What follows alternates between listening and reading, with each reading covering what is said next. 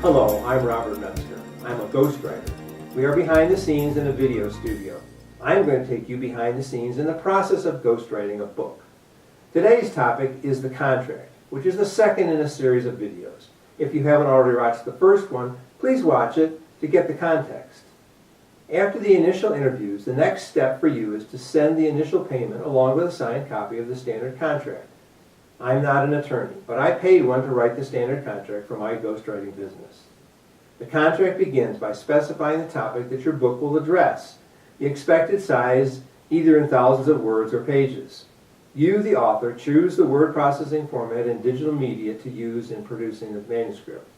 This defines the deliverables. Then the contract moves on to money matters.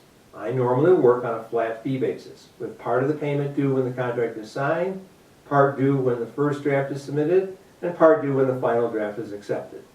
This is a typical arrangement for freelance writers. After the final draft is accepted, I am available on an hourly time and expenses basis in the unlikely event that becomes necessary. The contract states that my base fee does not include several types of expenses.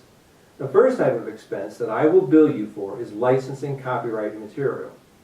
In one book I wrote, I used a number of quotes from one specific author. I might have claimed fair use, but just to be safe, I paid $400 to the literary estate of the author to license the quotes. It was worth it. When producing technology books, it is common to have diagrams. The second type of expense that I will bill you for is subcontracting professional creative help. In the case of a diagram, you will want to prepare by a professional graphic artist. The third type of expense is travel expenses not explicitly covered in the contract. In all cases of extra expenses over a certain limit, I will request written confirmation from you authorizing the expenditure before I commit my funds. Once again, reimbursing a writer for expenses is typical for ghostwriting projects. After money matters, the next major area is the mutual responsibilities of the author and the ghostwriter. I will organize and write your ideas. We will meet regularly and at length for you to communicate those ideas to me.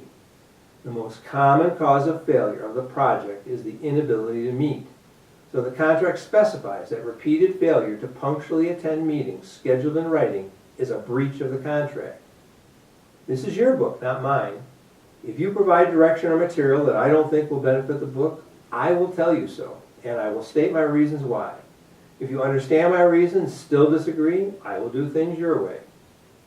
After responsibilities, the next major area is intellectual property. This is work for hire, which means that you own it as soon as you pay for it. You are the owner of the ideas and the outline of the project. You hold the copyright on the completed work. I agree not to write books or articles that might be construed as competing with your book for 2 years from the time you accept the manuscript with your final payment.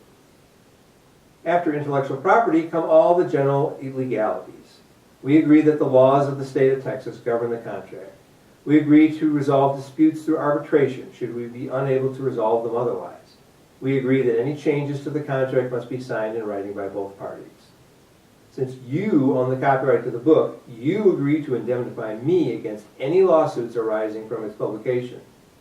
The legality sections is basically legal boilerplate, typical of any contract for a wide variety of freelance writing projects. The contract is only 2.5 pages in 11-point type, so reviewing it with your attorney should be straightforward. There's nothing specific to writing technology books in the contract. We will address topics related to technology books in later episodes. That's it for now. Check back soon for the third episode in Technology Ghostwriter Behind the Scenes. You can learn more about my ghostwriting business at robertmetzger.com.